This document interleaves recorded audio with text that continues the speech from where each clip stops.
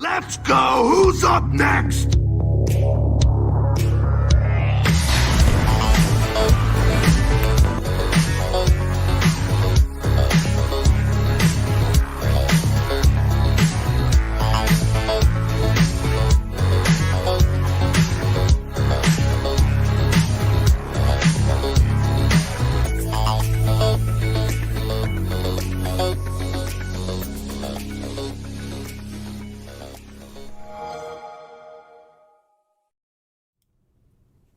Welcome, Internet, to the Xbox Empire podcast, part of the Play Some Video Games network of podcasts. I'm Elaine. Donnie's here. It's time to talk about Xbox stuff and other stuff in video games. You know how we do. It's never just Xbox stuff because we can't help ourselves. We like all video games. How dare we? Speaking of video games, Donnie, did you finish The Medium? I did. I very much did. Did you love it as much when you finished it as you did as of last week when we spoke about it? Yeah, I think so. Okay, so it paid off, like it cashed in well enough at the end? Really good ending. Okay, all right. We were talking about the endings. Okay. It lands the ending very well. There are several reveals that make it worth being there. You go through this really cool section, which I won't name, but it has a very distinct art style. I talked to another player that played it as well. He did not like that section nearly as much as I did, because you do just kind of run through it. It's not very eventful, but I was just really digging the atmosphere and like this cool freaking place. I like the sound of that. It was like giving me Wolf Among Us vibes. If anybody's I was digging. Boy, it's been a while for me. Yeah. So I am I need to finish that video game. Yeah, so I really liked it. Now that I finished it, I got a lot of achievements, which I don't care for. I don't really notice them, but said friend was we were kind of tracking each other's progress by that, because you get a achievement like every chapter or whatever. Okay. I got a lot of achievements. If you're an achievement hunter, I think The Medium is an easy playthrough, because I got I don't know how many, but I got 38 or something like that, like a lot. Wow. Just for a playthrough. And you weren't I was gonna say, were you trying to hunt everything down? No. Okay. I was trying to find as many hidden things as I can. I don't know what I missed. I didn't look. I don't care. For story reasons. That's fair. For story reasons, I was trying to find as many things as I could. Yeah. I think I got a lot of them.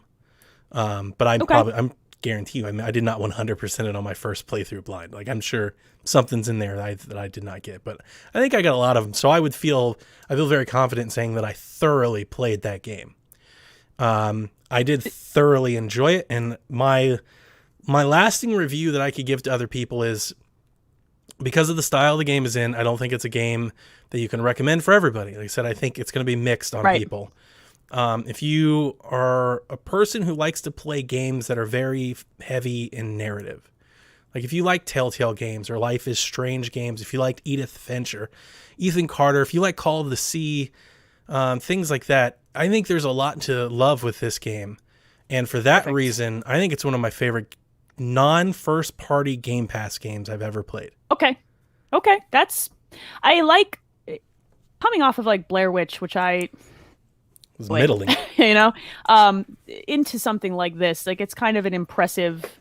You didn't like Blair Witch at all. No, and technically, I thought Blair Witch was quite poor. The resolution and the image was not great, and it really kind of it did. Yeah, it looked bad. I said that it looked bad. It just looked bad. It looked bad. I'm not going to be kind about it. I actually didn't play that one myself. I watched a playthrough of it because I needed to skip the parts where there's there's something about wounded animal sounds or upset animal sounds, especially dogs, that I have a hard time with.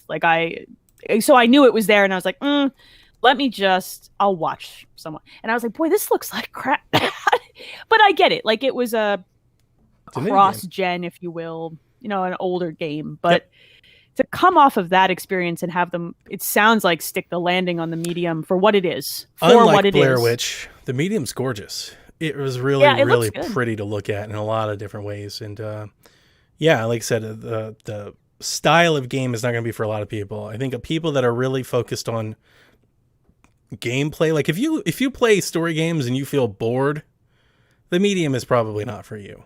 Sure. There's some stuff yes, there, like you're going to be doing some stuff, but a majority of it is investigative. It's investigative. You're finding things, you're reading things, you're looking at things. And if you find that boring, it's probably not a game for you. There's not like incredible puzzle elements or action to be found here. The horror genre leans that way. Yeah, of course. Right? Like there are varying degrees of it, but the horror genre for video games leans into like we're setting a tone, so we're making it that way to make it unsettling. And so I feel like that whole genre, you can almost say like, look, it's not going to be necessarily for you if you're not here for some form of narrative or investigation. And that's probably why I like it more than what I would imagine most. I mean, the Metacritic on it's middling. It's like a 7. Right? That's actually better than I expected because of the type of game it is. Yeah. I usually expect those to average a little lower. Edith Finch even, and it's critically acclaimed, does not like, it's not for everybody. And Correct. The people who it's not for really don't like it. And that's fine. And I get that. The story of the medium is on par with Edith Finch. Ooh. It has really good writing if you're like, I would say if you seek it, but that's not even true because you don't have to find all the hidden things to understand. Like it has great writing on its own and it's enhanced if you find other stuff. So the collectibles are there to add to the story, not just like, ooh, a shiny thing that you stick in your pocket. Okay, I like that. I don't like Until Dawn kind of did that too, like where the collectibles had something for you story and narrative wise. I like that. I don't just want to find a thing where it says, look, a shiny statue. I that's dumb. I don't care. I think Until Dawn is the easiest comparison, and they're very different games because Until Dawn has all the decision making aspects. You can have all these different outcomes, and the medium doesn't. But like you play and how you play the game, they're very similar. Oh, good. I love Until Dawn. It's my favorite. Like, it's one of my favorite horror games because it's B horror teens. I love B horror teens. It's one of the few PlayStation games I own physically. I own that game both ways, I think. That's the highest praise I can give PlayStation games. I have the box. Like, I keep the box of the game.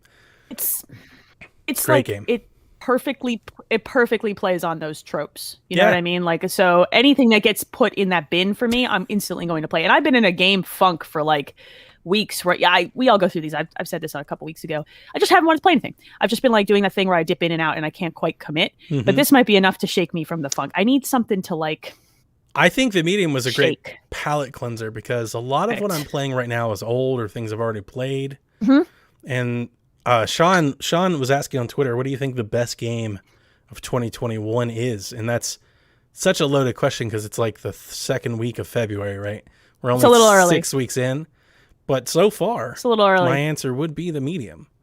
I don't have a lot of options, but that would be the one. Mine is probably Hitman 3. And that might end up being my favorite game of 2021, depending on what else comes out this year and how good it is. Because like there's something just... That's one of those games I've been dipping in and out of, but it's built to do that. Hopefully you go through the story maps. Hopefully they all come to Game Pass. But because Hitman 1 and 2, they're not on Game Pass, are they? No.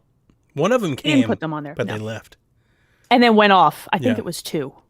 Might have been 1. The Hitman games are the perfect games for when you're kind of in a game funk. Because once you go through the maps once, you can dip back in and be like, oh, I want to do this story mission. Or I just want to accomplish this goal, you know? And it's like just right for like, I just want to do this for 45 minutes and be done. That's kind of what I've been doing. Also, it's really hilarious to just like have one of my kids sitting by me, like narrating. Like, I'm a terrible parent. I think that stuff's hilarious. Your story was great. Pick up the baseball. Pick up the... just how do you know that guy doesn't like you, Mom? Oh, he's got a white dot over his head. I walked into a room later. My daughter's like, yo, they all don't like you. Sus. Yeah. I'm very sus. Mom, why are you creeping around? I'm like, because no one likes me. I think my daughter would love that too. It's great. It's and they like my kids are now trying to talk me into like starting maps with the dumbest costume possible. Like wear the clown outfit. I'm like, why? It's a very expensive mansion, but mother. That's the funnest part. Yeah, I would play the game that entirely that way. I do the missions once through and then I get as stupid as possible. Yeah. And it's designed... A lot of people say, oh, I don't like stealth games. And I said this before. It's designed for you because it's designed with AI you can break. Like it's not... And you don't even have to try very hard. So I really like that game. That's probably my favorite of 2021 so far. So nice. That's most of what I've been playing. I dip in and out of like Tetris Effect or Valhalla when I just want to screw around. I'm an adult. Yeah. I can't commit. I'm like, no, I'm video game non-committal right now. I don't know what my problem is. So This is completely unrelated to our podcast, our show, or anything about that. But because you're you, I wanted to tell you that I watched a documentary about Class Action Park in New Jersey. Oh, is that? Yeah, I know what that. Yeah, I totally know what that is. Did you ever What go to it? documentary was this? It's on I've never been. HBO. No. My wife and I enjoyed it last night. And apparently, there's this park in Jersey that this mad Vince McMahon Trump-esque dude built, where he built the most ludicrous Joe Bob and Frank thrill rides that sent all kinds of people to the hospital and killed kids. And one person was electrocuted on the bumper boats, and they had like real go-karts and that people would drive through and it was all ran by like teenagers. And it is the most Caddyshack type story in real life. And everybody's like, that couldn't possibly happen in Jersey. It's in the Northeast. And I'm like, I don't think you understand. Absolutely happened in Jersey. And we can 100%.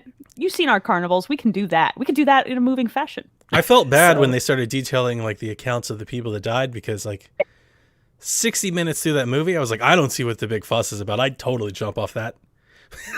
The entire movie, I was like, I'd totally do that ride. That looks hilarious. That looks so much fun. Like that place and that documentary is why I don't like getting on roller coasters. Like because my engineer brain goes through all the ways that this could go wrong and how it only takes one idiot installing something. They built a water slide with a loop that like they just built homemade. So they tell the story of these people that like they paid the workers $100 to go through as like a test run, and how they were like bouncing through the tube on the loop and hitting their head and getting squished, and they had to cut a hole in the top so they could get people out because they're getting stuck. I'm gonna watch this. What is the name of this documentary? It's called Class Action Park. It's on HBO Max. I've been on a documentary quest. I feel like I've always liked documentaries. My wife loves the true crime stuff. So anytime we can get like some real, charismatic murder plot, whatever, mystery, she's all into that. And then I just really love like these bizarre things. I don't like these documentaries that are like, let's show you how awful humanity is. Like I don't want to be brought down. No. But like the Tiger King, like don't F with cats. Like when you sit down and you're like, I can't believe this is happening type stuff. And so I've been looking for stuff, trying to find something, and I ran across this Class Action Park, and it was not as crazy, but it was pretty funny. They have like this, so we have Six Flags here in Georgia, and they have like this ride called Thunder River, where you get on the little raft. So they had the first Thunder River, and it was a train wreck. They had all these rafts hitting each, and they've got video of all these kids plowing into each other and kicking each other, and these stories of girls like doing like these swing ropes, and they take their tops off, and dudes would like flip everybody off, and there was like 1,000 people on the stairs, and they'd all like cheer for each other, or they'd all cuss each other out if you didn't do a trick or something. And I was just like, all right, what is I'm this? gonna go watch this. Heathenism. Your wife would like. There's a recent like Midnight Stalker or something like that on Netflix. Did you watch it? The 1985s. Yeah, I figured that. Yeah, we did that one. You know the Murder on Middle Beach. We're doing the one now about the hotel that just came out today. Oh, I want to watch that. We're 3 episodes into that, and that's super weird. And yeah, so we do all those things. Okay, so you're on a documentary kick, and I watched all of the other reason to. By the way, if anyone's listening to this, I don't care. The other reason to watch HBO Max is Tiger King. The other reason for HBO Max is The Flight Attendant was excellent. Oh, really? Like, it was 8 episodes of Kaylee Cuoco playing both dark comedy and a very, very believable alcoholic, and it was exceptionally good. The plot goes off the deep end; it gets a little wild, but it's her acting. Like I've only ever seen her in comedy. She was like, my husband watched it with me, and he's like, I didn't think she had range. She has range. I'm like, yeah, that's. If you have HBO Max, that's. We're finishing. Personally, we're finishing The Office for like the 4th time under lockdown. Yeah, so I do that. So clearly. I'm in the my wife loves to watch TV. I don't. So I'm trying. I told her, I'm like, we've got to find something new to watch. Like I can't keep watching the same thing over and over again. So I think we're gonna try Cobra Kai this weekend. It's very good. It has no right to be as good as it is. It made us go back and rewatch the first 3 movies. It is exceptional. I am deeply impressed with Cobra Kai. Even my kids liked it. Like it was, it made Don and I laugh a lot. Like this is what happens when I get out of a video game mood, I get into a TV mood. So we did Cobra Kai and we did The Flight Attendant. And they're both great. So every time I watch TV, both. I feel like it's time I could be spending playing games, and I'm just like, I don't want to do this. Me too. Me too. So I hold on to the TV for the moments like this when I just can't get into a game for whatever reason it is. And I'm just like, now is the time. Because clearly I just need something different. Yeah. And now is the time for something different. So I like movies. And I'm rewatching Breaking Bad. Give something 2 hours. I'm in and out. I have closure, and now I can go on about my business. It's the never-ending TV seasons that the world is infatuated with that I feel very strangely outcast because I'm like, I can't and watch this indefinitely every day. It's too much of a commitment. I'm like that. I will only actually watch. Usually, I will only start a TV series once it's finished. Like it's done, and I know what I'm committing to. So, like, I know I'm committing to. Like, I'm rewatching Breaking Bad kind of while I'm playing Tetris in the evenings, and like I know how many episodes this is. I know. I know what I've committed to, and I can just do it in chunks. I can't do a show that's like on its 14th season. Nah, dude, you're done. You lost me. Like, can't do that. Who does that? People have more free time than me. Yeah. People who don't play video games. Yeah. All right. We have actual video game. Well, we kind of have video game news to talk about. Let's talk about E3. Because apparently E3 is just not ready to die. Refuses kicking and screaming to go down, and they're going to attempt an all-digital event this summer. 3-day event starting in mid-June. They're claiming multiple 2-hour keynote sessions from partners, award show, preview night, and then smaller streams from other publishers, partners, et cetera, et cetera. They're asking for like a 6-figure price tag for this thing. That was, I mean, it's unconfirmed, but VGC reported that a publisher told them that it's 6 figures to be included. So a couple things. Let's say it's... I don't understand how that's possible. Like, I don't think anybody does. Like, there's nobody that reads that at face value and go like, how are you going to do that in a digital space? Why would anybody pay you anything for this? If anything, you should be doing it for their inclusion alone. Yeah, so like the big publishers will just do their own thing, which they've been happy to do in the past. And the smaller ones can't afford your 6-figure price tag. And this is always something I've never understood about E3 is, you know, everybody always talks about the cost of floor space and things like that. And it's like, these publishers are already members of the ESA. Like, they control whether or not the ESA puts these shows on or not. So in the traditional E3, obviously this publisher thinks it's worth it. I always hear that like E3 time podcasters are going, Microsoft can't afford to have this, but that's ridiculous. They can afford whatever they want to afford. So can Sony and Nintendo and all that, right? But like in a digital space that makes no work because you don't have tickets unless they're planning on selling like digital tickets. Oh, absolutely. They're going to sell an access pass to this. There's no way they like don't. Better access than the normal public. Yeah. Or early access. So like BlizzCon you get to see the stream first. Yeah, or like but then people are just going to restream that. Of course. That doesn't make any sense. BlizzCon kind of does this every year, right? They do like an access pass for it and they give digital goodies for their services and that stuff. But like they don't charge that much and they're not charging their own people to be there. So like this could go dirty really quick, and it all Microsoft has to do is say no, and we'll stream our event right over top of you. Yeah, and that's screw you. The other thing that I don't like about this is an awards night. Why? Why are you trying to do the Jeff Keighley thing? Like, why even go there? That's not what E3 is. Why? You have a Jeff Keighley show already for the fun stuff, and then you already have the DICE Awards for the developer stuff. And get out. They do the E3 awards that people vote on, but it's not an award show. It's not an event. It's just best demo of E3, best whatever, best indie. This breaks my heart because for 2 years now, I argued Colin Moriarty when he came on PSVG, arguing about a digital E3. I believe in E3, and I believe that there could be a coordinating body, be it Jeff Keighley or ESA, like that I'm not as married to. I don't care who it is. There could be a coordinating body that brings these people together and structures an event, be it physical or digital or a combination of the both, where we put all this stuff in an organized manner and we release it together. And the reason I believe that to be possible is I believe if you do that, all the high tide raises all boats. Everybody benefits from that kind of spotlight, as opposed to what we went through last year with a giant mess of everything where Jeff Keighley was streaming every fourth day for 30 minutes somewhere. And Jeff Grubb had a Google Doc, and IGN had a show, and did like everybody, Devolver had a show. Like, it was insane to try and even keep up with what was happening. But Jeff Grubb brings up a really good point. Last year was an absolute just gargantuan amount of revenue for everybody involved. And if they didn't need it last year and they made all that money, chances are they're all looking at themselves going, we don't need it now because last year we didn't have it and we made all this money. So we'll probably get what happened last year.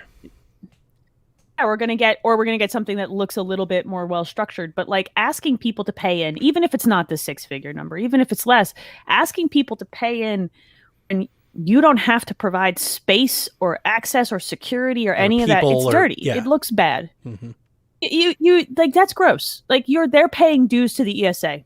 That should cover it. You want to charge people like $500 or $1,000 to get their game in the stream? Fine. 6 figures, even 5 figures is dirty. Yeah. You can't. That's gross. Yep. Don't do that to people during a pandemic.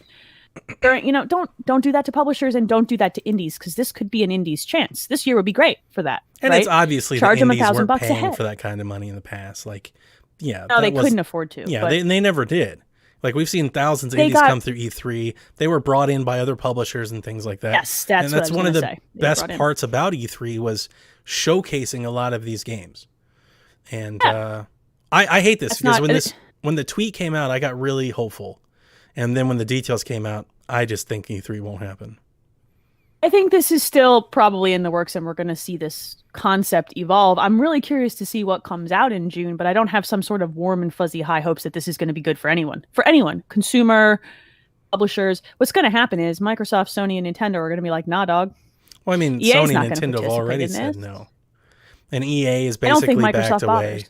And I hate it because Ubisoft will be out. I would rather see 1 to 2 weeks where they all structure their stuff together than what we went through. Agree. I hate that. I hate that idea.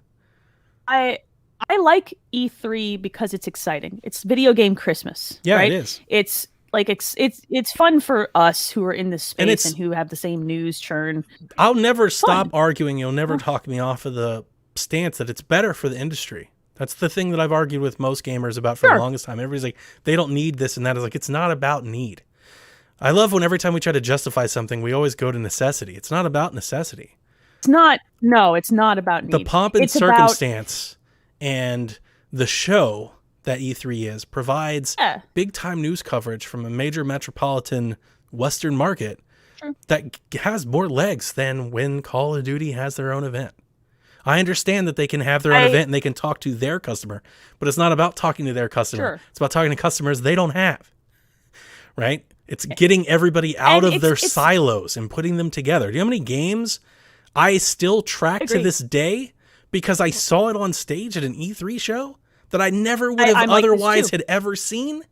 I'm still waiting for Tunic to come out. I have a little notepad that I used to keep during the presentations and those little indie montages that they would do. And Nintendo still does in their directs sometimes and stuff. I love those. I get so excited by those. And my kids get excited because my kids get in their silos, kids more than anybody else, because they don't have disposable income to break out. I get them to sit down and I'm just like, just watch it and see if something makes your heart sing. It's so silly, but it's true.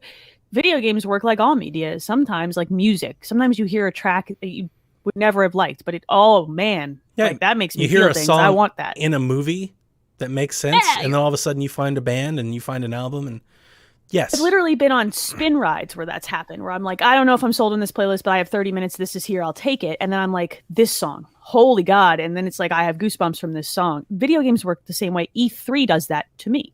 Yep. I am we all know what we like, man, but forcing me into an event, but like organizing an event where I'm sitting down putting for on like an 3 event hours. that has so much stuff that you already know you want is an opportunity to market to you things that you don't know you want. Just make me excited and make me feel things about. The number one thing that I hate about this, everybody do their own thing and talk to their own customers, then you never get out of that silo. I agree. I do agree with that statement. And if I never care about publisher or developer X, Y, or Z, I'm probably not going to see it. And I'm an informed gaming enthusiast, let alone to the guy that's working who doesn't give a crap about any of it, you're never going to reach that person. E3 is a chance to reach that person.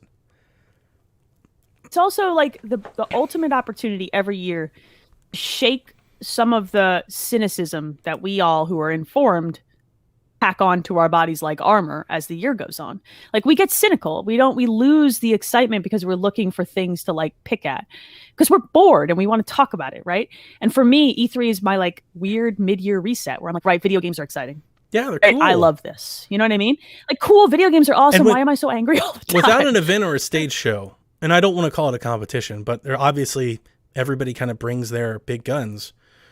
What's the onus on the publishers to show us something that's in the works 3 or 4 years away? They're not. They're not going to. There isn't. No. You're not going to get that early look at something. And I've argued in the past that I don't always love that. But you do sometimes. I'd like a little closer. When you see Link pull the sword like you do, sometimes you do. It depends on what it is. The only time I ever want it is during this, when I'm on this, riding this adrenaline high of E3. Yeah. Video games are great. Then you can give that to me. The hype emoji in our Discord is for me reacting live to them showing Metroid for the first time. That's where that came from. Exactly. It wasn't even in the direct. It was after. It was in the treehouse. And I was just sitting there. That little treehouse. I'm just sitting there watching. And they're like, Metroid Prime. And I'm like, what? Blew my mind. And it was just a surprise. The only time you will ever get me with something that's like an early reveal with no date and I know it's 6 years away is during E3. And you're losing all of that. And there's a pandemic. We're not going to get the You're Breathtaking. We're not going to get the Lego car. You know, like the cynicism, I think, has grown way too far with E3. Like everybody has just gotten on this collective E3 is bad thing. And it doesn't have to be the ESA. Like if your issue is the ESA, that doesn't mean it has to be E3. And it doesn't even have to be called E3, but like, that's the thing I was arguing with Colin about. Is like, I think it behooves these publishers to work together a little bit. Agree. You know, like get Shu, get Phil, and get Doug, and get them in a room and be like, look, we need a weekend here where we start showing some stuff together. Like, can we just put a pack together? And because we're all going to sell more systems and sell more games if we do this together as opposed to we do it on our own. Well, here's the ultimate E3 question to end this discussion.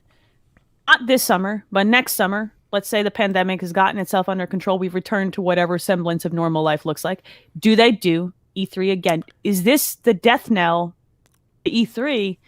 Or do we get a physical show again? I don't think so. Summer 2022. I don't think it's the death knell because I think the issue and the reason why this is hard right now, E3 is a money-making event for the ESA to which these publishers are members of. They pay membership dues for this. And the ESA lobbies on their behalf. Like they're not just going to just quit.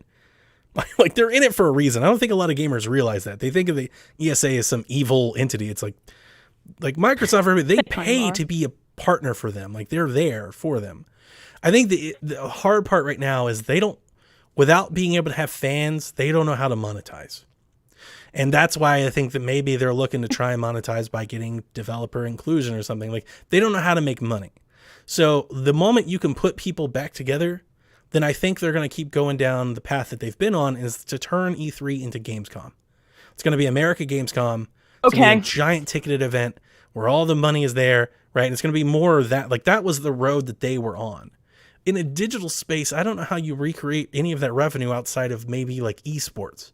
And it doesn't look like they're going that way. Yeah, it's the BlizzCon Access Pass type of streaming thing. But like, my real question is, what if they monetize this? They find out they make more money, shell out less effort digitally. Well, if it's a success, then yeah, it could be. It could be. But I think their money making is physical show. I think their money making is in person. Yeah, they're gonna want the demo kiosks. Right, Microsoft has a theater. They're gonna want everybody downtown. We got 4 months to figure this out this year, and I'm curious to see what they've got. I'm going to follow it because I want to know. But like, I agree with you that this is a bit of a bummer, and I wish that they had a whole year to think this through.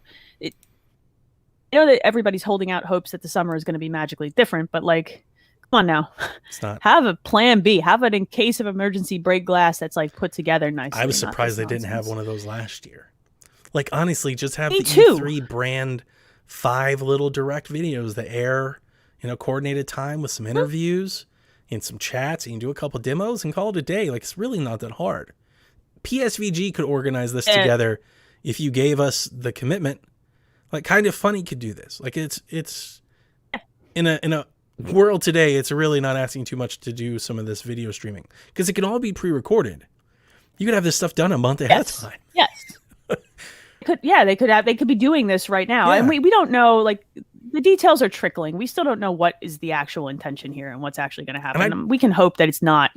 I feel like there's something that hope. I don't know, because a part of me just would say, if there was just a little goodwill and elbow rubbing, like, this would be an easy thing. Like, you get Jeff Grubb, you get IGN, you get GameSpot, and you're like, hey, we want you to do an interview with so-and-so after we do their little presentation, and we want you to field some questions, right? So you do an hour presentation, an hour after show questions, you do a demo, like a new reveal thing, maybe a panel for actual, like, paying people to do, like, some live chats, some super chats with, and you're in and out. It doesn't make a lot of money, but it's a really great event that keeps you relevant.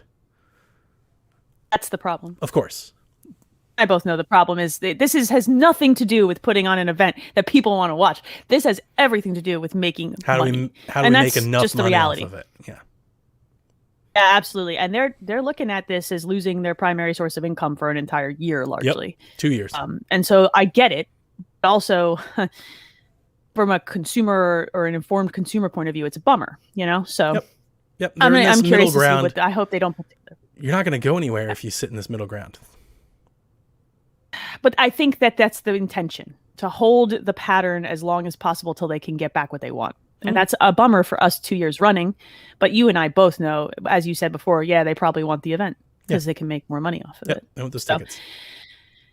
Speaking of money, baby, the transitions write themselves today. There's some new details about the Bethesda deal, or the ZeniMax deal. Some documents have leaked out or come out that Microsoft has launched a subsidiary called Vault, which is a clever name, which is essentially going to grab ZeniMax Media and house that and, Bethesda and all associated properties.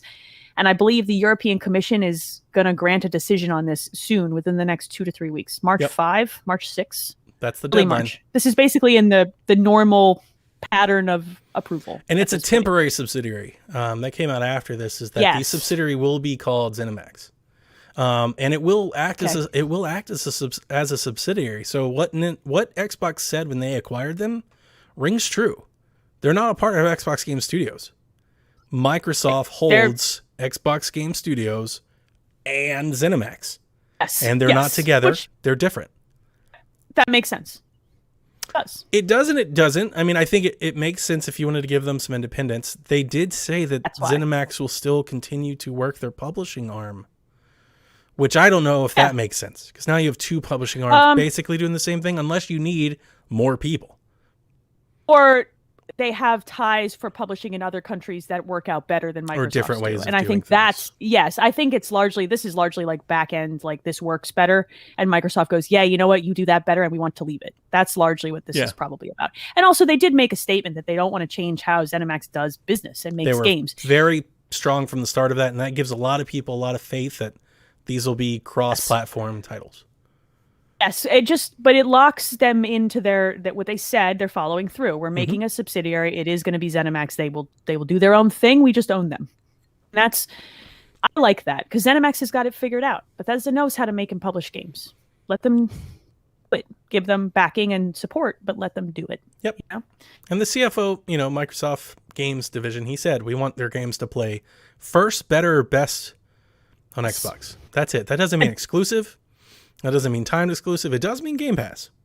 That's the reason this deal was done. It's Game Pass. Yes. They bought Game Pass content. Yeah, they bought Game Pass content. We all know that. Yeah. But the reason that they're not fuddling with publishing is because it's more paperwork to do that.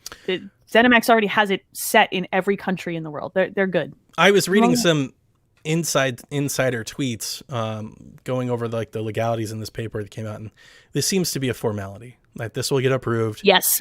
They will come in. So the question that I have to you is, do you expect Xbox to make some sort of statement regarding franchise exclusivity or futures on other platforms? Or do you think they'll continue to string it out, play the safe kind of, we'll take it a case-by-case basis? They're going to play this safe. If they wanted to do that, they would have rolled them under Microsoft Game Studios and given a big, finger to everyone. I think because they're leaving the subsidiary set, they're hedging their bets and do you playing think it they real could safe. make some sort of statement along the lines of, if there's a game that you've been playing on PlayStation, we're going to commit to you being able to still play that, but like new games that was so or like exclusives. A part of me thinks until a good they question. answer it, every time they speak to the press, they're going to be asked about it. So a part of me thinks they need to get out in front of it and at least establish some sort of, here's what you can expect from us regarding our acquisition of ZeniMax. I suspect they're going to let it sit for a bit until games start coming out of this deal, new ones, and then they might decide. Like once Deathloop is out, everything is like all the stuff that's already on the table is out and new stuff starts to happen. That's when I think they will feel more compelled to make the statement. I don't think they care right now. I really just don't think they care. I don't think they care enough to make a thing out of it. And I think the more they make a thing out of it, the more it becomes a discussion too. They just want it to go away. You. Like knowing Phil's statements on console wars and the whole tribalism and folks being nasty to each other, even kind of addressing it kind of just gives the forum fodder to argue over. But I also I likewise think that if he continues going, we'll take it game by game, like you're just giving it more fuel, like giving people he needs to just something to expect. Stop saying that. Just first, better, best on Xbox. You're done. I would love for them. I mean? Like, I like that idea. Take the line. Just start saying Game Pass a lot. Be like, you know what? We don't know about that yet, but here's what we can guarantee you. There'll be day and date in Game Pass. No, just don't even say that. It'll be day and date on Game Pass. That's the statement. Yeah. That's the only statement. Don't even acknowledge that question anymore. Let it go. If you mean it, if you really mean that you think this nonsense is silly, commit to it. Don't say it. It's but fine. I do think, but we also think there will be some exclusives. I suspect there probably will, and I Like think StarCraft. that's when he can just say, I think he can just say it's exclusive to Xbox at that point, or exclusive to Game Pass if he really wants to get crazy. I think it should. You don't have to say. That would be amazing. They won't. But, They'll never do that. But they would love never. it if they did. But like I said, if he wants to get crazy, Phil's I had would a night. love it if they did that. I would absolutely love it. That's where I want to. That's where I want to be. That's the future I want to see. Everyone mutes you on Halo Twitter. Infinite only on Game Pass. Only on Game Pass. You can't even buy it if you have an Xbox. Donnie's like, why is no one replying to any of my tweets? The whole internet muted you, bro. Twitter's like, nah, we're done. But I think just if a game is exclusive, say it. Otherwise, don't say anything about it. You're done. Move on. That's fine to handle it that way. Just like you bought the thing, let it realize ride. that no matter what they do, nobody's gonna be happy. Exactly. So why give that your energy? To Or Phil's point about those wars, just don't give it your energy. everybody like a legit roadmap on what they can expect. Like you could just answer the big ones, right? Like, look, Elder Scrolls don't come on PlayStation, but most things aren't. But everything's gonna be on Game Pass. Like you could just say that and put everybody's mind at ease. Because it's really Elder Scrolls, right?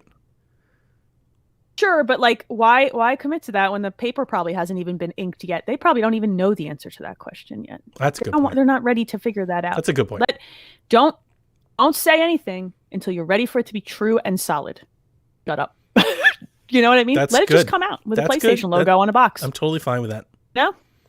Yeah, you could announce it on the Game Pass and thing everything, and just like the show, it just randomly appears with that totally works.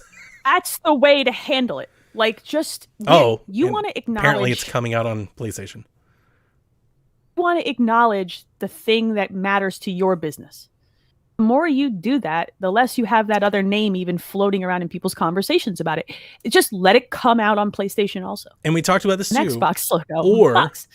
Or if they could commit to being like, look, everything is day and date in Game Pass, timed exclusive. It will come out on other platforms. Just saying that lets us all know what we're playing with. They could, or they could just not and say it's exclusive to Game Pass and see, because the point is to drive subscribers, right? Right, but once you say that and then it's not, then that backfires on you. Whereas say day and date on Game Pass. That works. That's it. That works. That's what you need, because then you're not acknowledging. Then someone finally says, screw it. Who knows what's going to happen on my PlayStation? I'm buying the dumb Xbox. That's what you want. You want the subscriber, right? That's so true. like, yeah. Play the business case. They like, do. They do want the subscriber. For the people that don't want them to be exclusive, they're not understanding that they didn't spend They didn't buy them to not drive their platform. They do want people to buy Right. Game Pass. So at the very least, personally, and we've talked about it, at the very least, personally, I think most things will be timed exclusive. I do think games will show up on the other platforms. I don't expect them to show up the same day. The Xbox line should be first. Yeah, on first, Game better, Pass. best. It will be first, better, best on Xbox. And Don't Game even Pass. mention the other platform and and Game Pass, and see Game how Pass. many people you And pull into PC. subscribers who are just not willing to. I think it'll be first, Sure. better, best on Game Pass, Xbox. It'll be first, better, Game best Pass. on everything but PlayStation. That's probably the But best. all they way of have to putting do it. is say, day and date on Game Pass, and see how many subscribers they can pull, because that's the point. And don't even mention the Sony platform. It may come out the same day on PlayStation. Pull the subscribers onto the service, because once you get them on there and they And like that's why I think probably everything. won't fail. That's why I think everything will at least be timed. If there's somebody out there Potentially. that's gonna wait 6 months to give you $70 on it somewhere else, then you'll take their money. But I think most everything will be timed. I think most everything will be timed. Because you're exactly right. I think the They solution to that want you problem to have is- Game Pass, and I think they'll release it on PC. So if you want to pay $70 on Sure. PC, you can do that same day. on Steam. You do that on Steam, they don't Yep. care. They'll do that too, but they want you on Game Pass. So, yeah.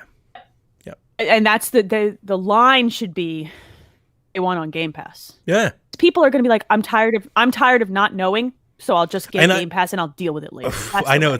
it's probably going to make people mad, but I'm all for them going, it'll be out September 1st on Game Pass, and it'll come to more platforms later.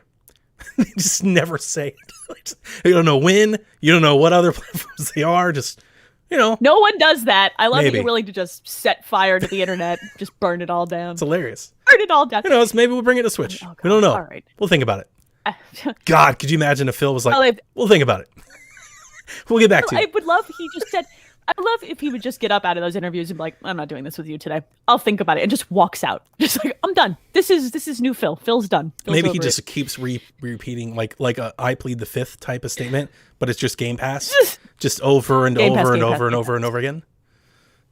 I would love it if he wore a button-up shirt to every interview, and when they asked him the question, he just popped it open, and it was a The big giant Game Pass And then he logo, closes every like, button t-shirt. again before they answer the next, and they does it Slowly. again. Pops it back. But open. Phil, is it coming to PlayStation 5? Game Pass. But Phil, we want to know, is it coming to Game Pass? Is it coming into the Switch? But he's Game Pass. Game Pass. And it's just, you know what? It's not even a button shirt, because if he pulls it off and ruins the buttons, it's Velcro. That's the marketing just I can ripped get open the behind. Velcro. I'm all for this Game Pass marketing. And I think that's what they want anyway. So, Yeah. but the company line shouldn't be, we'll take it one game at a time. The company line should be, it's coming first on Game Pass, Yeah. or it's coming to Game Pass day one. That's Yep. the line. Yep. And let everybody subscribe to the service, bro. Yep. All right, let's talk about Ubisoft. Donnie, what's going on with Ubisoft? Tell me things.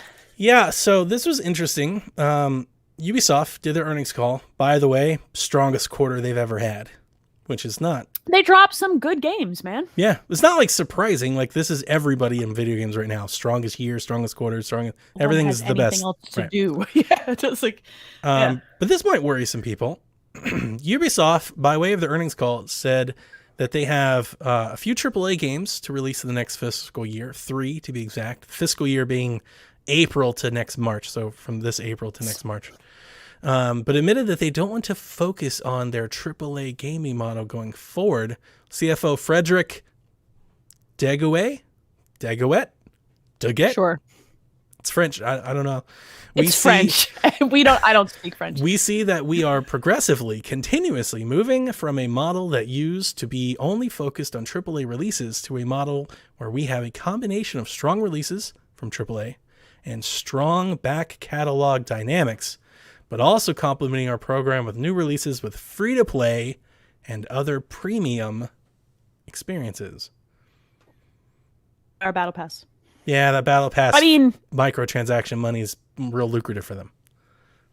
what this is saying to me is that like we're going to pick the franchises that do really well for us year over year or release over release, and we're going to stick with those on AAA, and everything else we're going to back a little and put the money somewhere else. Like you'll get your Assassin's Creed. It's doing incredibly well for them.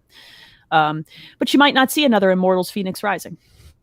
Oh, I think Phoenix Rising do is as well. kind of a part of this because it has all of those cosmetic skins and passes and all the DLC and everything.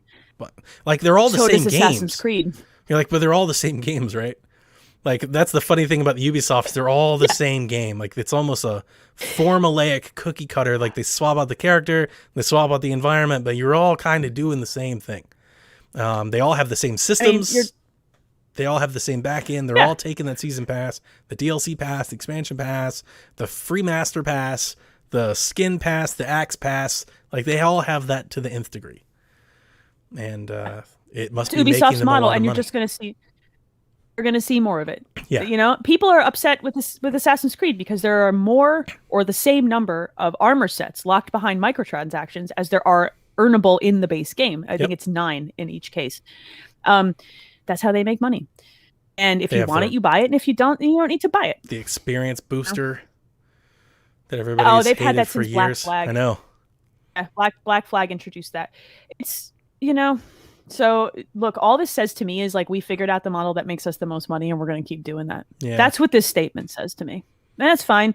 You don't have to buy into it. I like their open world games. Like, I will buy Far Cry. I like Assassin's Creed. And those are where kind of my love of Ubi. Good. Those are the 2 I need. So, and it also, I like Watch Dogs, but I don't, I think it also rings that, and I think they've done actually a really good job in this. So I don't look at this nearly as negative news, but I think it means that instead of trying to plan years where they have 5, 6, 7 games coming out, that they feel very confident that they can do 2 games and then get the most out of those 2 games. Because Ubisoft games have legs. They make big games, take a long time to play. They give you big DLCs and big expansions. And when you say you don't like it, they double down on it and they keep doing it. And they try to make you like it. They don't give up on things easily. You don't get like an Anthem situation with Ubisoft games. Like, if Anthem was a Ubisoft game, it'd be completely different. Like the Division, the first Division is a great example of them just beating into the game until they made it what people wanted it to be. And then the Division 2 was, they iterated. I love that they do that. I love that they release, like, Rainbow Six Siege is still getting characters, still huge. And it's evolving constantly. Crap out of For Honor too for a long time. The absolute bejesus out of that game. Yeah. They don't let their games go. So clearly this works. So, like, pick 2 or 3 a year and rotate them. And then go all in on their DLC or their season passes or their esports integration. That works. Do it. Like, people genuinely seem to like it too. No one's mad. I'm not big mad about how Ubisoft is making their money. No. Seems good to me. I understand that some people are, I do understand that some people probably don't like how much extra there is to pay for. Used to just buy a game. Sure. Now there's buy a game, and then the pass costs just as much as the game. And then even on top of that, you don't get the cool dragon armor. And even on top of that, you don't get the cool Horus armor. Like, I get it. There becomes a point where there gets to a point where you wonder, like, how much is too much. But at the same time, in Ubisoft's defense, it's not like they're giving you 15-hour single-player game. And we don't want to value games based just on their time played, but their games are huge. You play them for a long. They're not games; they're platforms. They're like little engines that you do. Like, there's this whole thing. Look at the Assassin's Creed Winter event that they dumped into that game. That was free. They do for as much paid content, they do give quite a good amount of free content as well. And I think that's plus they go on sale all the damn time. Like, and this is probably a reason why they go on sale so fast, is they know that they get you in, they'll make it later. Just wait 2 months, buy the game for $20, and you can cherry pick the stuff you want to buy. Don't have to go like Fortnite's the same way, right? You buy the season pass, and then you can cherry pick other skins or other wraps, and it's like, and if you don't have a problem with that. 8 or 10 months, you'll get the gold version with everything in it for the same price. You still have microtransaction stuff in there, but you get all the expansions super cheap. Yeah. And the expansions are huge. They're not dumping in a little bit of content. Like, there's a lot of freaking game there. And a lot of people argue too much game. And I'm like, arguably, yes, there's too much game. And they're buggy. So pull the number of releases back. Make them release less messy. Continue this DLC dump. And actually, I think that's become a very solid business model and a way to both make them money. And I've been happy with the products that they put out over the last couple of years. Do you think this might lead one of my favorite games? A place where we get one Assassin's Creed and Far Cry every 3 years as opposed to every other year? I would like that. That would be nice. I would be okay with that. Or they just keep supporting that game. Then give me more content in that world, because what happens with those games for me especially is, like, I get attached. I'm attached to that character. Like, I didn't want to leave Cassandra at Assassin's Creed games. So just keep me in that world and I'm happy, and I'll pay $10 for 20 hours of content every once in a while. Yeah. And stretch it. And then right when I'm like, ooh, I could use a new Assassin's Creed, boom, there it is 6 months later. Perfect, you know?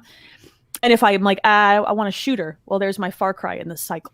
Yeah. You know? And then we're never like tackling these 100-hour games 2 months apart like we did this year. Like, that's nuts. So yep. See what they do. I want to see what they do. All right, speaking of more content. Well, first of all, Forza Horizon 4 is coming to Steam on March 9th. This is very exciting for people who only have a PC and don't do PC Game Pass. I kind of get that. Forza Horizon 4 is good. It's not as good as 3, but it's real good. So, and apparently there was a leak about a Hot Wheels car pack. Let's get a car pack. Essentially, a lot of people were saying that it was going to be an expansion. There were people that were thinking like this mystical Forza Horizon 5 that we leaked to the internet. A lot of people have thought that maybe that this expansion was that, and maybe people just got their wires crossed. But it's not an expansion. It's a Legends car pack that's out. Packs. Yeah, it's out tomorrow. So this week. You just get these cars. Forza Horizon 4 on Steam will feature crossplay with consoles and Game Pass for PC players, so everybody gets to play together, which I'm hoping is just the norm going forward. That, at least for Microsoft, needs to be. Well, it's weird that we have forward. games in Game Pass but don't support crossplay. Like, it's rare, but it still happens, and that's dumb. I don't like that at all. Yeah. I hope they clean that up, because I think like that should be in their mission statement. Yeah. You want in? Make it work. That's the whole point we'll support you making it work, but make it work. Yeah, that's the whole point of their, like, that is their mission, and that's the whole point of, like, their Xbox Ambassador program and all that, trying to break down these walls and stuff, so I want to see more of that going forward. Me too. I always want to see, like, I want that kind of, I want it to feel seamless. I like it when it feels seamless. When I play the game in one place and then I move it to my console and it's seamless, and I can play with the same people, I want that experience every single time. That's the only way the xCloud vision takes off. Agree. Otherwise, why would I bother? Like, if I have to start or play with different people when I'm on the go versus home in front of my console, then screw that. I'm never going to turn that thing on. Yep. And we're the people you're marketing to. We're the crazy people who will use it in all these different places. So make it go. Mm-hmm. Make it go. Minecraft Dungeons is getting new content. I had almost forgot about this game. A game that I actually kind of like, especially to play with my kids. It's called Flames of the Nether DLC, February 24th. Yep. Missions, artifacts, baddies. They're also adding a free update, right, Donnie? What's in that? It's called the Ancient Hunts, and the Ancient Hunts is a procedurally generated, like, end game. You can get, like, the coolest armor and the coolest weapons, but it's going to be kind of, I guess, rogue-esque, where you can basically just kind of keep hopping in and just infinite replayability, because they'll just kind of keep mixing and matching. So for those folks that have maxed this game out and done all the story stuff, you can still farm equipment and all that and keep going with it. I gave up on the Jungle DLC that was kicking my butt. I need a squad to carry me through it or something. I'm totally down to play, but all of my friends that I played with moved on. Jack didn't want to play this game, so I just let it drop. I'm not going to pay for another DLC pack. I still think it's weird that none of the DLC packs came to Game Pass. I think that's a mistake. That's a mistake. This is a first-party title for all intents and purposes. That stuff should all just go in there. What are you doing, baby? Yeah, DLC should be in Game Pass. Do that. Absolutely should be in Game Pass. But I did like the game. I'm very happy that I finished the campaign. I like the campaign that I did. It's cool. I had fun with it. I played it on. We logged my kids' accounts into one Xbox and we all played it in the same room, because why not? I bought we had on a blast Switch. with that thing. We did test the co-op. We did. Does it work? Yeah. Yeah. Does it work between Switch and Xbox? Okay, because I thought about just grabbing them. The Switch copies came real late. It was out like they 4 added months that. later. But yeah, it did come out. I actually think it's fun if you're looking for a hack and slash Diablo-esque game. It is fun. And you have Game Pass. Check it out. It's worth checking out, especially if you've got kids. My kids had a blast with that thing. Yep. All right, that's our news. We got questions. We got a little bit of time. We have a lot of freaking questions. Everybody wants to ask. We have a lot of questions. Well, because I keep telling people this is my favorite part of the show. It's always good. All right, pick one, Donnie. Let's do it. Thank you so much, everybody, for submitting them. Even if we don't get to them, we still write them down. We have them. We'll try to get to them all. As somebody who's done many, many podcasts where you got no questions, let me tell you just how thankful and grateful that I am that folks would like to have their question answered on the show. Like, I mean, it means the world. It is a boost to us as podcasters to know that you're enjoying the show and you want to submit something to us. So thank you for doing it, and we hope you continue to do so. My favorite thing that you guys do is send questions. I don't even care if they're ridiculous Twitter questions that I can answer. I love it when you guys tweet. I love that stuff. Like, tweet us dumb things all the time. I'm here for it. Ask me my favorite dumb food. Yes. I will talk to you on the internet if I don't get to your question on the show. And it's my favorite part of the show. It's answering slightly absurd questions. Serious ones. I'll take the first one. Pick, sir. Let's do this. John says, if Xbox brought Game Pass to PlayStation 5 or Switch, would you still own your Xbox? I would, yes, because I like the interface on my Xbox the best of those three. UI, straight up. Having recently acquired a PlayStation 5, I said this on Game Tech, boy, does PlayStation 5 not having smart delivery hurt. That's weird. I agree with that statement. I also, like, this is so stupid, and I tweeted about it because someone tweeted about it. Not being able to long press on the PlayStation button to shut the console off directly when I can do that on Xbox is making me insane. We talked about that on Game Tech. I did a whole thing. It's did you listen to nuts. that? No, not yet. Okay. It's somebody tweeted this at me, and I was like, my brain wants I have the a long DM press. with Dev when I first got my PlayStation. After I spiffed it up, turned it on, I couldn't figure out how to turn it off. Like, what am I doing wrong? I seriously couldn't. I was like, and then you have to go to the power. I don't know. How do you turn this damn thing off? I had to ask a friend it's like how to turn it off. I love that you had to, because the UI definitely, like, the one thing that Microsoft did well is that the UI transitioned over and is just faster. So it felt very familiar. And, like, I love the look of the PS5's UI, but I just functionally I'm stylistically, I agree. I said the same thing. Stylistically, I think it's really good, and they've cleaned a lot of their back end up. Like, all their settings and stuff has been consolidated. Yeah. It's very nice. I do have some nitpicks. It's also very snappy. I hate that activities bar thing. Me too. Because when I tap the home button to leave or go somewhere, I have to, and Dev said that his didn't work this way, so I'm interested in asking you. When I tap the PlayStation button and it brings that stuff up, I have to click from the bar where I'm at through the activities bar to get to the bottom bar. He says his just defaults to the bottom. I didn't think I have to mine does not do that. I have to navigate down there, which feels like wasted time. I'm doing something. I would rather them flip wrong. it. Like, bring those icons up and push the activities bar down. That's actually what I want. But, like, to answer this question, the reason that if I had all three and someone said, like, yeah, right. We just went on a tangent. I'm not allowing that much of a tangent today. I'm not allowing you to start crap on my podcast, Donnie. I'm not going to do it. It's the UI integrated with the Game Pass is what makes me happy. So no, I wouldn't get rid of my Xbox. I love that UI. It's fast as hell. It gets me exactly where I need to go as quickly as possible. I'm in Game Pass. I'm in a game. I like it on that. I'll be more realistic, and John, I'll say this. No, I wouldn't get rid of my Xbox, though I do agree that if they brought Game Pass to other consoles, there would be people that would say there's no reason to have an Xbox, and I could understand that. The difference being is I'm being realistically, and I know this is not what your question is, but forgive me. Realistically, if Xbox brought Game Pass to Switch or PlayStation 5, it would be brought to them as a streaming app. Like, they're not going to put Game Pass, the downloaded store included option of their entire UI has Game Pass built into it. They're not going to do that on any other console. They're not going to do the work to make them runnable apps. Right. So it's going to be consoles. streaming only, which is fine. And if let's say Game Pass came to PlayStation and it was a streaming only option, if there are people out there that's like, good, I don't need to buy an Xbox, then that's great. That's what that is for. Yes. To me, I would still value being able to have my Game Pass games downloaded directly to my console that's hooked up to my TV, because that's how I like to play. So even in that scenario, I still would keep my Xbox for sure. And I hope that day actually comes, because I kind of think that's the reason that they have the S, is to make it that cheap alternative option. If we could put Game Pass on Switches and PlayStations, that, the folks don't need that. Then they could just subscribe to Game Pass and play there. And I would play on Switch.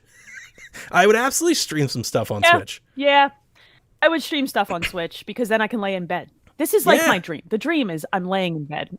The dream is play video games in bed. That's my dream. Yeah, that's what I want to do. Playing on my Game Pass games. It's the dream. That's a good question. Delvin's is fun, so I'm going to do it. Do you have any regrettable video game buying merch? any situation in which you bought merchandise for a game that you regret. I remember this question, and that's a real. I don't think so, and the reason I say I don't think so is typically if I regret something, I sell it. If you but you had the regret, then Sure. you sold it. Did you buy something that you regretted and then I sold? bought That's the what I think the question Cyberpunk really is.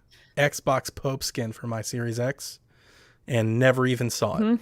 By the time it ever got to me, and I'd already sold it. I sold it to Josh on the team, and I took Okay. his money. It looks great. And I donated it to Gaming for Guru.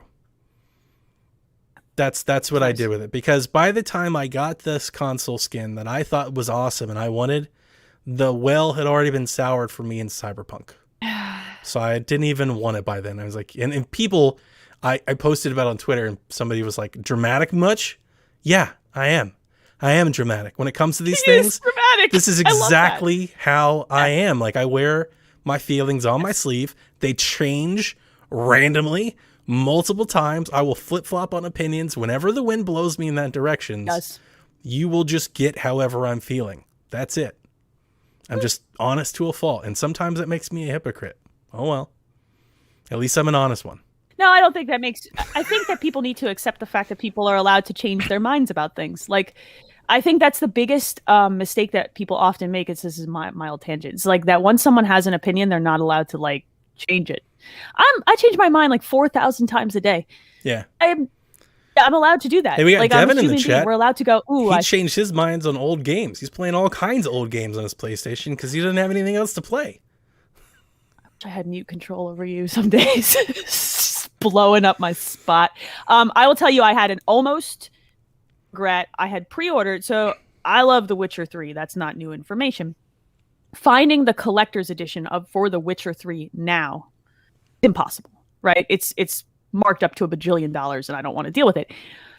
So I pre-ordered the collector's edition of Cyberpunk, thinking it would go the same way, where I would fall in love with it. And I canceled that pre-order right before it came out because I was like, oh, because everybody had so much to say about that game, and I was like, no, I'm not gonna dump $250 on this thing.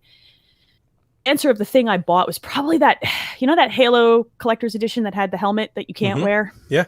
That's still sitting up on a shelf, and I just look at it and I'm like, ugh. Because you can't wear it, or just yeah, it's because you can't wear it. I want to wear the stupid helmet. Yeah, I don't want a display piece. I want to put the helmet on and act like an idiot in my house. That's why the Doom one is so good. I was telling you about this before we started the show. I bought this awesome custom PlayStation 5 controller. It has like this gold gunmetal paint on it. I kind of regret it now, because the reason that I bought it is I didn't want to pay the extra money for the colorware, which are like professional. So I got this one, and it's a little cheaper, but it looks a little cheaper. Like, and it looks great. I've posted pictures of it. Everybody thinks it looks great, but playing with it, I see the little imperfections on the side, the little missing paint over here. Like, the D-pad kind of has a mark on it. Like, it's not what I wanted. So I kind of don't like it. So I kind of regret it. And I think I'm going to sand it down and repaint it. I actually think I'm going to soak it in like paint thinner. Why not, man? I'm going to put it in paint thinner. I'm going to get the paint off of it. I'm going to sand it, and I'm going to try to paint it myself, because the speaker didn't work. I didn't tell anybody this, but the speaker didn't work. So I actually took it apart. The speaker was put on backwards. I took it apart and put the speaker back together. So I already feel pretty confident in getting in and out of the controller. So at this point, I'm looking at it and I'm like, I think I'm just going to paint it black, and then it'll at least match. Just do it. My console. Screw it. See, when we have regrets, we fix our problems. I still have the dumb Halo helmet up there. It's still on a shelf, a high shelf. Speaking of fixing I bought the colorware controller. I was like, you're what I actually wanted, so I'm just going to get you now. I want you to know that your statement of I'm going to soak it in paint thinner just made me think of like Terminator, just dropping into the lava, like the molten. Yeah. That's the thought I had, just like dunking that freaking thing like the Joker in a vat of acid. That's fun. All right, Donnie, it's your turn. It's question time. I have one on Twitter that I didn't put in the notes. Comes from Grouchy. Ooh. He says, I'm eating the rest of my home-grilled Super Bowl Parmesan garlic chicken wings. And curious, people ask food questions. Do you like your wings dry or sloppy? What are your go-to flavors?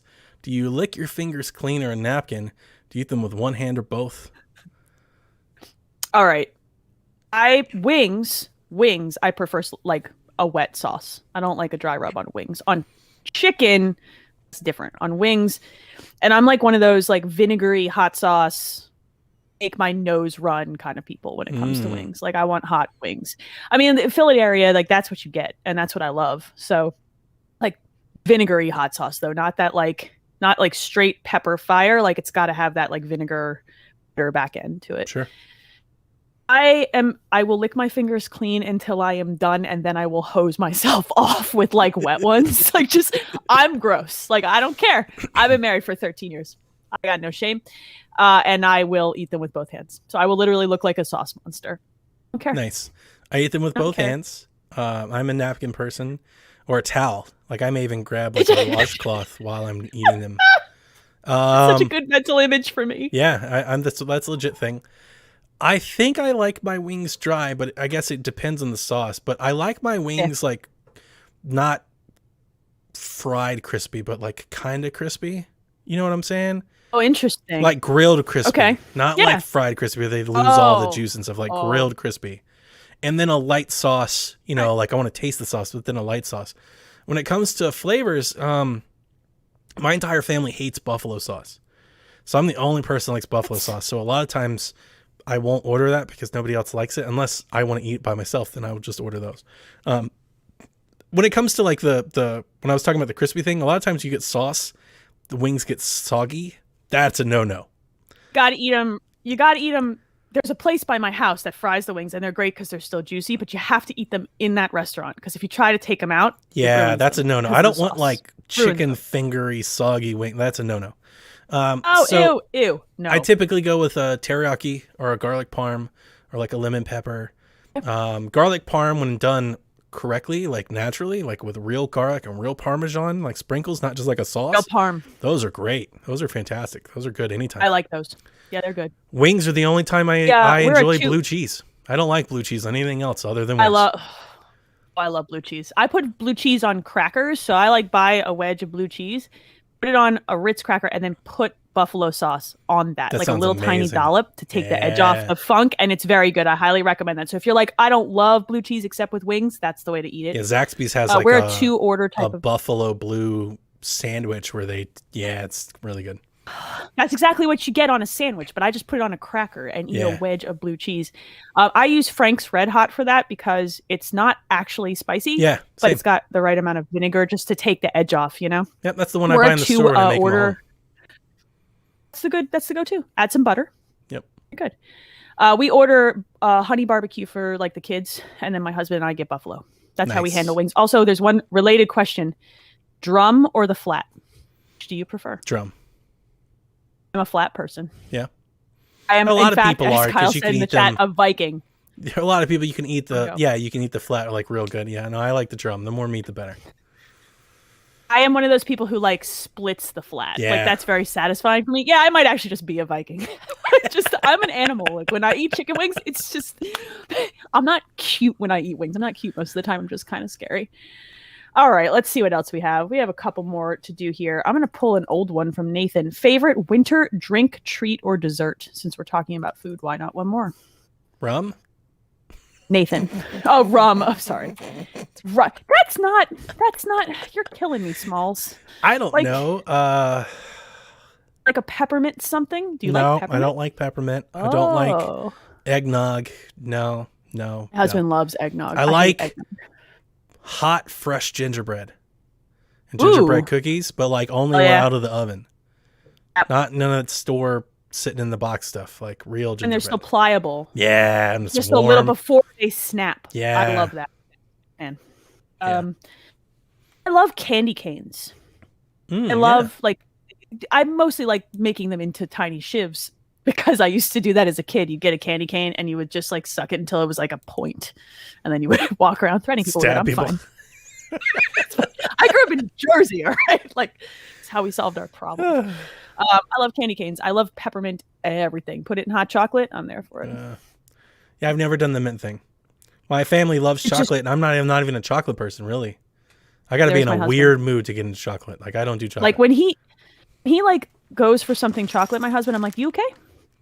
Jelly beans. You're I like sour candy more, but I love chocolate. Jelly beans, Sour Patches, all that stuff. That's more my style. Now I do love we're making a Valentine's cake. Ooh. Yeah, so I'm getting strawberry cake and stuff. But like I don't necessarily associate dessert. I love desserts, but I don't associate desserts with Winter? the holiday. Like every Thanksgiving I get banana pudding. That's just kind of like my go-to banana pudding. But pumpkin pie is a fall winter thing. Yeah, for me. I like pumpkin pie. I only ever want I only ever want a custard pie like that in that time of year. Like on Christmas, I'll do whatever. It's just a me. Any pie, cake, sure. Give me all the cookies. Just give me all the cookies. I want.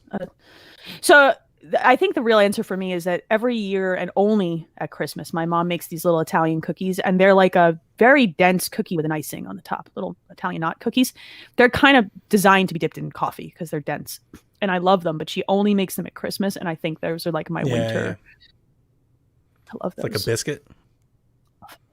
They're very biscuity. They're not super sweet, but the icing is. They've got like a scone texture to them. Yeah. Butter dense. They're one of my favorite things in the world, and I associate them with winter because you can't just sit out back at 4th of July and eat those cookies. Like you can't. You'll die. So your butter will be coming out your pores. All right, hit me with one more, man. Terry goes, with all that's going on with folks buying up studios, do you think video games are heading towards a future monopoly where one or two giant corporations control the industry? There will always be indies. There will always be those middle studios. For every one that gets bought up, one will take its place. Do you know what I mean? Like that's the circle of video game life. Like, I don't think so personally. What do you think on this?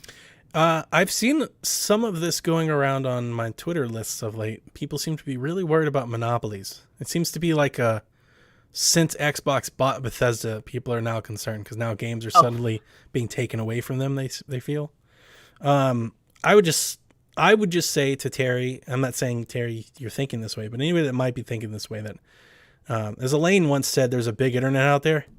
There's a big gaming market out there, and it doesn't consist with just your console. There's a whole big PC gaming market that has games that we've never seen on consoles, and there's a gigantic mobile market that's got games that we've never seen. Xbox buying Bethesda, even if they bought Ubisoft, doesn't portray them. They're still not a monopoly. We have to go so far before they're a monopoly. And monopoly meaning that you either have too much control over the marketplace that you can adjust prices for everybody. As long as there are PC platforms, Nintendo, Sony, Xbox, and mobile, there will never be a monopoly. There's too many players in the game. You would have to shrink all of that down to like 2 people. And considering that you already have Apple and Google and Samsung just in the mobile space alone, we'll never get there. It's too big. It's way too big of a pie. What we're seeing is some consolidation. And that consolidation, I think, is warranted because of the budgets that these big video game experiences take to make. It's too risky for a publisher of that size to be independent because realistically, they're one miss away from bankruptcy. So having a publisher to give them some slack is a good thing, and you shouldn't look at it as a bad thing. It's a great thing, actually, because that means, and we said this when Xbox bought Bethesda, they may have saved Bethesda. Because if Bethesda had been bought by somebody else, they could have seen significant downsizing or cuts. Like Arcane may not have made it. They had some games that didn't sell very well. That's the thing. Critically acclaimed, but they got to sell. They got to make money. That's part of the business, right? And like, I've actually for every studio that's been getting bought up, they just fired their sales. Yeah, well, boy, that could have happened. They just bought reduced them. their platform. Now they're gone. I think it's interesting because on one hand, I understand like the concern, but on the other hand, like look at the PC gaming space. People had a lot to say about Steam. Uh-oh. I lost you. Are you still there? You're back. Sorry about that, Donnie. It's okay. Yep. My machine froze up on me. All right, good. People had a lot to say about Steam's marketplace control for, a really long time, and then here came Epic. Yep. And they just waltzed in, and now they have a pretty successful store, and they're negotiating their own exclusives. So, like, out of nowhere, it's almost opening more than it's closing. Yep. You know what I mean? Like, people thought like it was impossible. Like there's nobody that can compete with Steam. You remember Microsoft was doing Windows? Like, this is ridiculous. And here comes Epic. And GOG has their own little, piece of the pie. does well for themselves. Yeah. They do well for themselves with what they do. And you can I buy think games on Twitch, for every and you've got Humble Bundle, and Discord sells games. Like, the monopoly thing is a road too far. Like, that's people just, they're taking something they don't like, and they're throwing it to an extreme to make a point. That's we're so far away from a monopoly in this space. We are going to continue to see some consolidation because the price of video games largely hasn't risen in a decade, more, 2, 3 decades. And that has consequences. Your microtransaction models are a consequence of that, right? And consolidation of businesses are a consequence of that because the price to make a game has not gone down. It's sure gone up. And the technology, the price of the game is fixed. The technology to run games is quickly becoming obsolete. It's, like we're seeing it already. It's already not necessary to own a box to play Cyberpunk. Like, you can play Cyberpunk without it. So the more and more that becomes a thing, these game publishers and game platform makers will need to change to become platform providers. And that's really the rush that you're seeing on consolidation, as they're trying to future-proof themselves. Absolutely. And I wouldn't get too nervous about it in the console space. I wouldn't let yourself get too, bunched up about it. It's going to happen. It's either some of this consolidation happens or some of these studios go away. Gearbox just got bought. That's probably smart. THQ and Embracer Group. Mm-hmm. Yeah, and there were a lot of reports that said Microsoft were they walked away from that deal. Like, they were brought to that and they walked away. They didn't want what they were given. It wasn't enough content for Game Pass, essentially, is I think what the business deal becomes there. But it's either get bought and consolidated or go. Yeah. Be gone. And just that's like happened the in the past. space 15 years ago, where all the AA folks left. Exactly. And this turnaround is gonna continue to happen. Even for, like I said earlier, for every one that gets consolidated, you do leave a space. Well, for every someone else to bankrupt or every studio like Stadia, for the devs that they bought and let go of, they will go and create 5 new indie devs somewhere else. Or they'll go to another publisher and bring their expertise there, or they'll all band together and create a new. Good things can happen from things that make you uncomfortable. Yep, that's the best way that I'm going to say that. All right, I'm going to snag one more question here. This one's from Brian. After Xbox acquires Bethesda, what game genres do you think are missing most from Game Pass, and what could they do to fill the gaps? I wish Game Pass had more for fighting game fans. I too wish Game Pass had more for fighting game fans. Don't they? They've got Injustice and Marvel vs. Capcom. Or is he talking like a Streets of Rage thing? No, when he says, I think he's lacking like a Street Fighter. Street Sony Fighter. really does have Street Fighter. Didn't they do Mortal Kombat? You know what I mean? Is Mortal Kombat on Game Pass? I thought they did Mortal Kombat. I thought they put Mortal Kombat X in there. Now, it was way late, right? It was 2 years after it came out or whatever. I don't remember. But I do wish there was variety, because just having the Injustice and Mortal Kombat, those feel the same to play from a fighting game fan perspective. No, and I think it's I'm sorry. I don't want to interrupt you. It's okay. I was going to say, I think that is a whole of Game Pass, to have some diversity for. I think it's a whole. We don't have something like that in first party. Oh, I agree. That's a whole big one. They had Killer Instinct. I've never liked Killer Instinct, but they had Killer Instinct. It was good, that recent one. Sony has done well to make the deal with Capcom to keep Street Fighter on their platform. Yeah. I'm curious to see if they continue that deal. That is a very smart deal, because that is the game. That's the one. So, that's the Evo one. What do you think? What else is missing from Game Pass? That's a really good question. They're good on shooters. They're good on RPGs. They're good on JRPGs, really. Are they? They had it all in Yakuza games. They need to get those Final Fantasy games. Dragon Quest. They've got a lot. They have Final Fantasy, not the new one, but all of them. They had Final Fantasy 14 that joined this month, and Final Fantasy 15 was joined. Okay. Well, 15 was on it for 2 years. They've had them. The back catalog. The Final Fantasy game back catalog. They've got sports games with EA that really covers their bases there. I'm trying to think there's lots of puzzle games. There's too many sim games. There's a bajillion sim games on Game Pass. Yeah. There's so many of them. Racing? I think we've discussed this. But they've They've got got Forza. Forza. They've got the best racing game. Yeah. I think that it's rated E for everyone content. It's not Yeah, quite that's a good. genre, Family but they are games. missing. Yeah, they're missing family games, and it's a big gaping freaking hole. It really, truly is. That's and they a need good to one. fix it. That's a good one.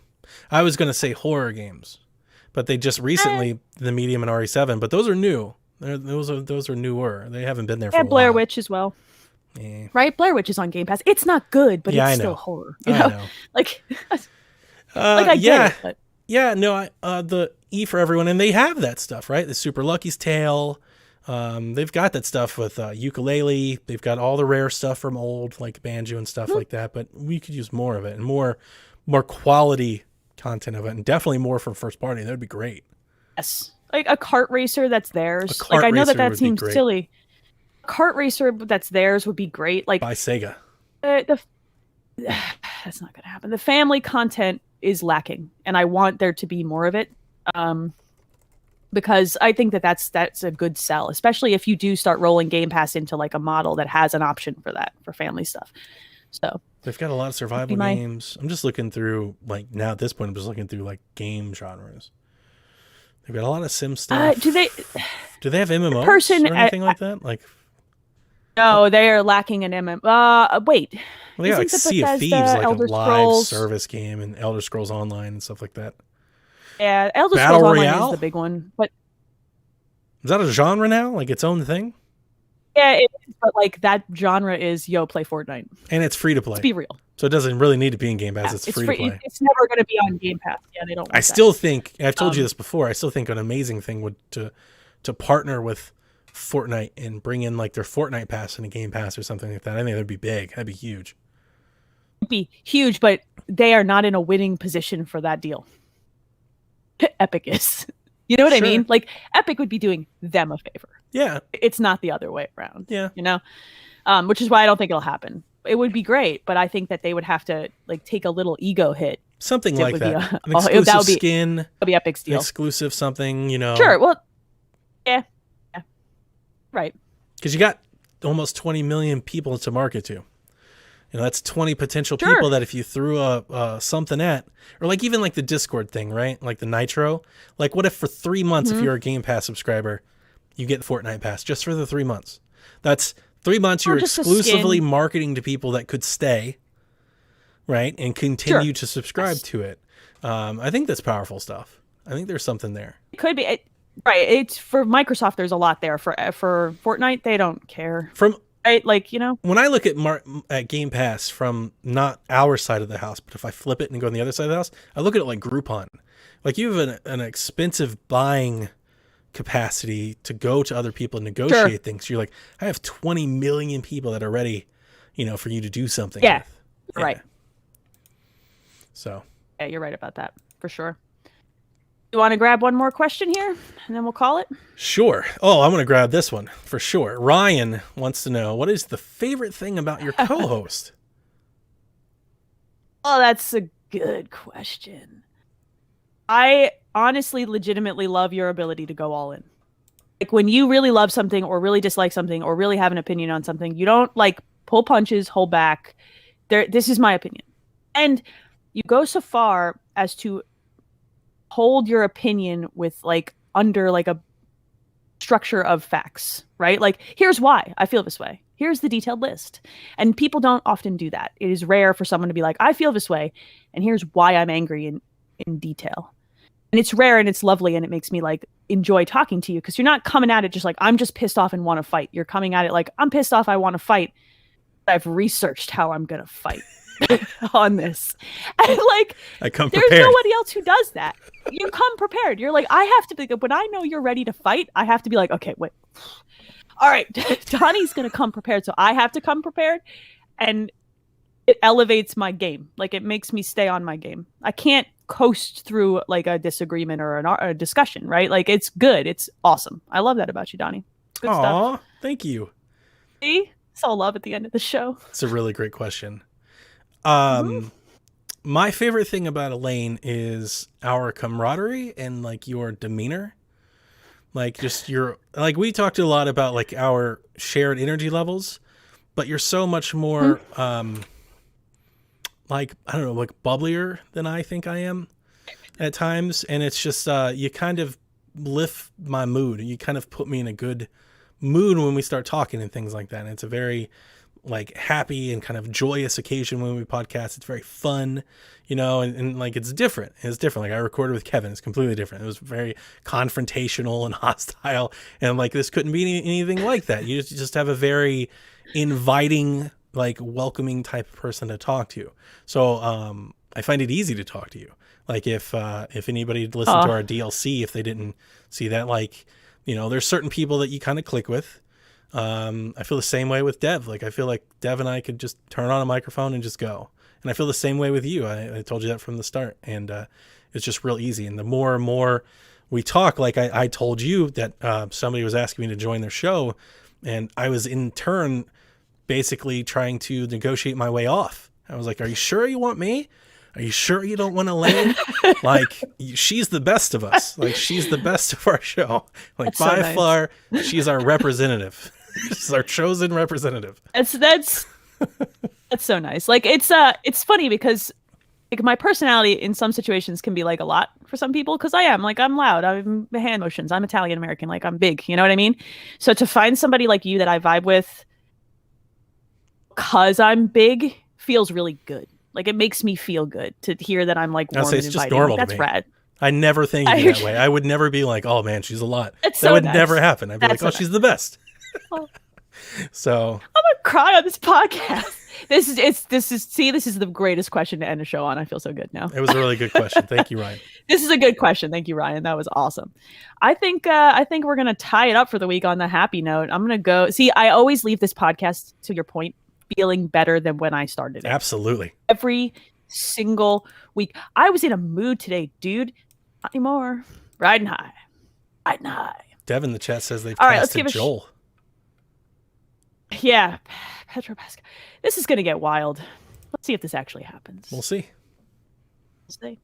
All right, I'm going to ride my high and give a shout out to all of our Patreon producers. These folks help make this happen. And so does everybody who likes and comments and retweets and tweets and keep doing those things. If you want to find us on Twitter, I'm ET Dragon and Donnie is Eat the Hype. I tweet a lot. So if you follow me, be ready. As Jeff Grubb told me once, if you tweet, you retweet a lot. I tweet a lot. The collective Xbox Empire tweet experience is a lot. So get your butt ready. Right? They're a lot. And it's great. It's great. All right. So shout out to our Patreon producers, Michael Messick, Barry Cathcart, Edwin Callow, Stephen Keller, Nick Creature, Rude Days 93, Ben Moxham, Rob Emanuel, Nick Fallhaber, Paul Calicote, Kyle Heyman, Chris M, Grouchy Surge, Josh Bourbon, and Grouchy Surge. I moved it because I like to like to end.